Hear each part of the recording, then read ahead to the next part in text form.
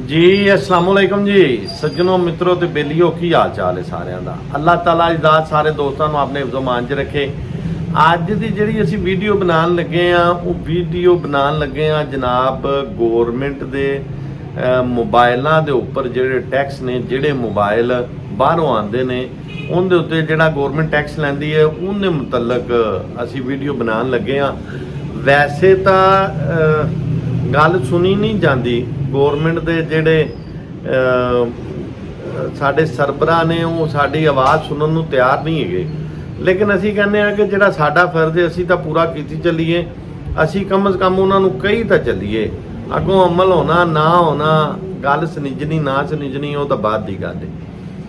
ਅੱਛਾ ਜੀ, ਮੇਰਾ ਦੋਸਤ ਹੈ ਮੁੰਡਾ ਹਾਫਿਜ਼ ਬਿਲਾਲ, ਤੁਸੀਂ ਅਕਸਰ ਦੇਖਿਆ ਹੋਣਾ, ਇਹ ਸਊਦੀ ਅਰਬ ਹੁੰਦੇ ਨੇ।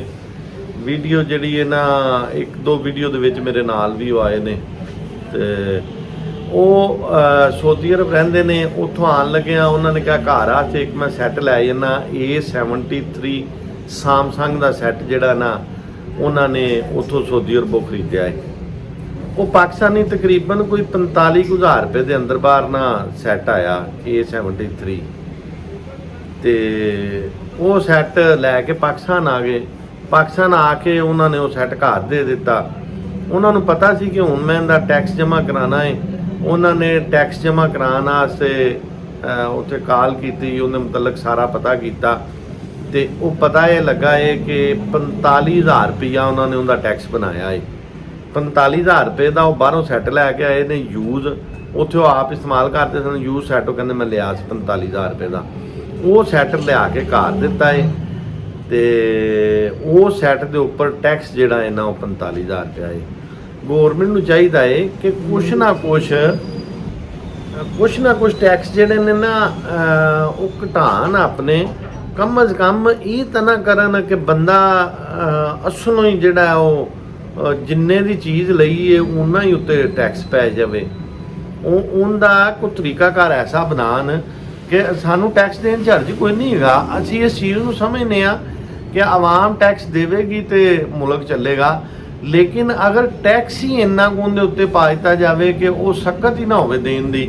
ਮੈਂ ਉਹਨੂੰ ਫਿਰ ਦੁਬਾਰਾ ਪੁੱਛਿਆ ਹਾਫਿਜ਼ ਨੂੰ, ਮੈਂ ਹਾਫਿਜ਼ ਬਿਲਾਲ ਨੂੰ ਪੁੱਛਿਆ ਕਿ ਅਗਰ ਆਪਾਂ ਉਹਦੇ ਪੈਸੇ ਪੇ ਕਰ ਦਿੰਦੇ ਆ 45,000 ਤੇ ਉਹ ਕੱਲ ਨੂੰ ਆਪਣਾ ਸੇਲ ਕਿੰਨੇ ਦਾ ਹੋਵੇਗਾ? ਉਹਨੇ ਕਿਹਾ 40,000 ਰੁਪਏ ਦਾ, ਯਾਨੀ ਕਿ 45,000 ਦਾ ਸੈੱਟ ਲਿਆ, 45,000 ਉੱਤੇ ਟੈਕਸ ਵੀ ਪੇ ਕਰਕੇ ਤੇ ਉਹ ਰੀਸੇਲ ਵੈਲਿਊ ਫਿਰ ਉਹਦੀ ਉਨੀ ਕੋਈ ਹੈ। ਤੇ ਉਹਨੇ ਕਿਹਾ ਭਾਈ ਇਹ ਮੈਂ ਵਾਪਸ ਲੈ ਜਾਣਾ, ਮੈਂ ਜਾ ਕੇ ਉੱਥੇ ਸਊਦੀ ਅਰਬ ਸੇਲ ਕਰ ਦਿਆਂਗਾ ਤੇ ਮੇਰਾ ਉੱਥੇ ਉਹਨੇ ਦਾ ਸੇਲ ਹੋ ਜਾਏਗਾ। ਤੇ ਅਸੀਂ ਜਿਹੜਾ ਨਾ ਗੌਰਮੈਂਟ ਨੂੰ ਇਸ ਚੀਜ਼ ਦੀ ਰਿਕੁਐਸਟ ਕਰਨੇ ਆ ਕਿ ਕਮ ਅਜ਼ ਕਮ ਤੁਸੀਂ ਚੀਜ਼ਾਂ ਦੇ ਉੱਪਰ ਟੈਕਸ ਲਵੋ, ਲੇਕਿਨ ਇੰਨਾ ਨਾ ਲਵੋ ਕਿ ਉਹ ਬੰਦੇ ਦੇ ਜਿਹੜਾ ਨਾ ਅਫੋਰਡੇਬਲ ਹੀ ਨਾ ਰਵੇ। ਅੱਛਾ, ਇੰਨੇ ਟੈਕਸਿਸ ਵਧਣ ਨਾਲ ਗੌਰਮੈਂਟ ਨੂੰ ਨੁਕਸਾਨ ਕੀ ਹੈ? ਕੋਈ ਵੀ ਜੀ ਸ਼ਾਊਰ ਬੰਦਾ ਜਿੰਦੀ ਅਕਲ ਕੰਮ ਕਰਦੀ ਉਹ ਇੰਨੇ ਪੈਸੇ ਤੇ ਨਹੀਂ ਪੇ ਕਰੇਗਾ।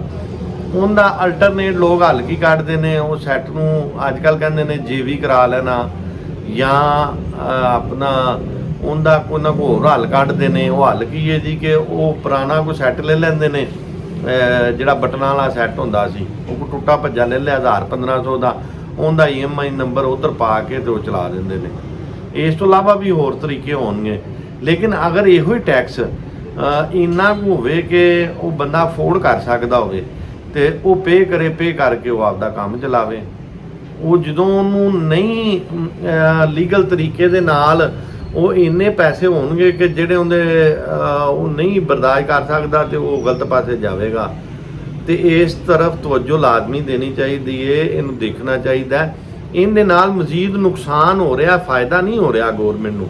ਅਗਰ ਫਰਜ਼ ਕਰੋ ਕਿ 10 ਬੰਦੇ ਟੈਕਸ ਪੇ ਕਰਦੇ ਨੇ ਨਾ ਤੇ 90 ਬੰਦੇ ਉਹ ਟੈਕਸ ਪੇ ਨਹੀਂ ਕਰਦੇ, 90 ਬੰਦੇ ਉਹ ਸੈੱਟ ਰੱਖਦੇ ਹੀ ਨਹੀਂ, ਉਹ ਸੈੱਟ ਕੋ ਹੋਰ ਲੈ ਲੈਂਦੇ ਨੇ। ਤੇ ਇਹਦੇ ਮੁਤਲਕ ਅਸੀਂ ਜੋ ਕਹਿ ਸਕਦੇ ਅਸੀਂ ਕਿਹਾ ਹੈ। ਤੇ ਜਿਹੜੇ ਵੀ ਸਾਡੇ ਸਰਬਰਾਹ ਨੇ ਜਾਂ ਜਿਹੜੇ ਇਸ ਚੀਜ਼ ਦੇ ਹੈੱਡ ਨੇ ਉਹਨਾਂ ਨੂੰ ਇਸ ਤਰਫ ਤਵੱਜੋ ਲਾਜ਼ਮੀ ਦੇਣੀ ਚਾਹੀਦੀ ਹੈ ਤਾਂ ਕਿ ਜਿਹੜੇ ਆਵਾਮ ਹੈ ਉਹਦੀ ਜ਼ਿੰਦਗੀ ਆਸਾਨ ਹੋ ਸਕੇ, ਮਜ਼ੀਦ ਮੁਸ਼ਕਲ ਨਾ ਹੋਵੇ। ਲੋ ਜੀ, ਅਸੀਂ ਇੱਕ ਨਵੀਂ ਵੀਡੀਓ ਦੇ ਨਾਲ ਫਿਰ ਤੁਹਾਡੇ ਕੋਲ ਹਾਜ਼ਰ ਹੋਵਾਂਗੇ। ਸਾਡੇ ਨਾਲ ਰਹੋ, ਸਾਡੇ ਚੈਨਲ ਨੂੰ ਸਬਸਕ੍ਰਾਈਬ ਕਰੋ ਮਿਹਰਬਾਨੀ, ਸ਼ੁਕਰੀਆ। ਪਾਕਿਸਤਾਨ